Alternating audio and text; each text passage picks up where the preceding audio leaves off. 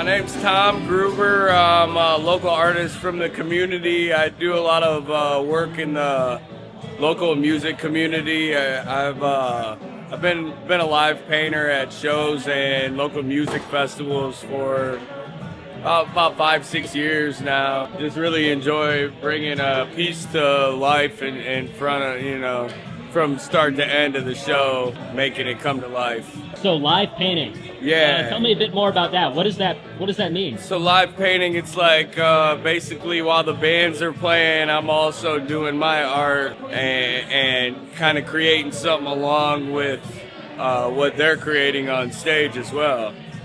So is what you create sort of correspond to or go along with or take inspiration from the band's music? Absolutely. A lot of times it goes right along with the flow of the song or the flow, whatever energy I'm feeling from the band, I try to put out on my canvas. That's a pretty interesting piece over there. I can see that it looks like you've got a black light on there. Yeah, Is that right? yeah, absolutely. A lot of my art is black light and UV reactive. Try to do different mediums to bring out different aspects of the art.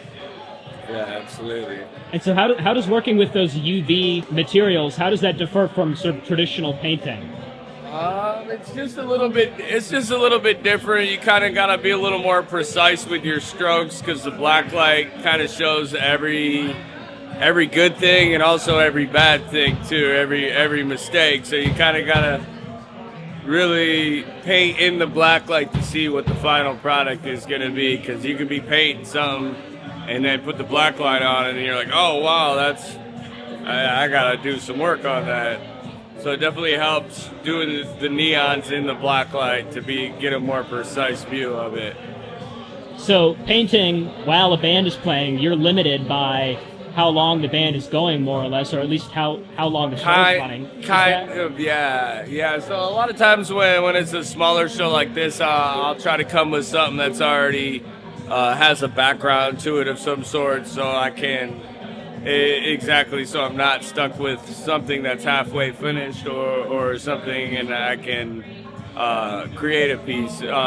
Sometimes at a longer festival setting, I'll be able to do a blank canvas from start to finish.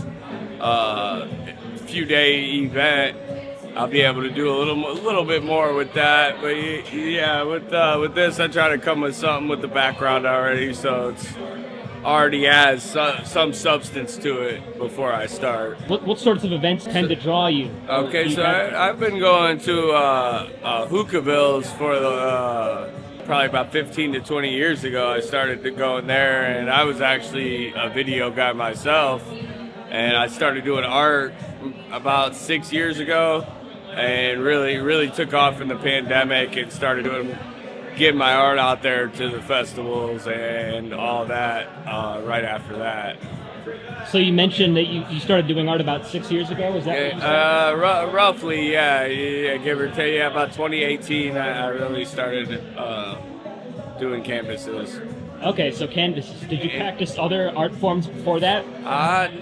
Not really. I never was too much into art. I drew a lot of inspiration from actually the local artists around here. Shout out to Contron and Chili Rodriguez. They inspired me with what they do around town, and then a couple other artists from the hookah scene that I drew inspiration from as well. Tim Lewis and a couple of them guys out there doing their thing, so it just made me want to do it, I can see that you've got a Christmas sweater on. I do. Yeah, I'm here enjoying the vibe. Chloe and the Steel Strings and the Funk Factory, I'm big fans of theirs. They actually asked me to come paint, and I'm much obliged because I've done a lot of their shows and the Funk Factory's festival. I was a big part of that. So. Oh, so you get bands asking you to come. These guys did, yeah. These guys are some good friends of mine, so they asked me to come along and come out to paint. So I absolutely did that.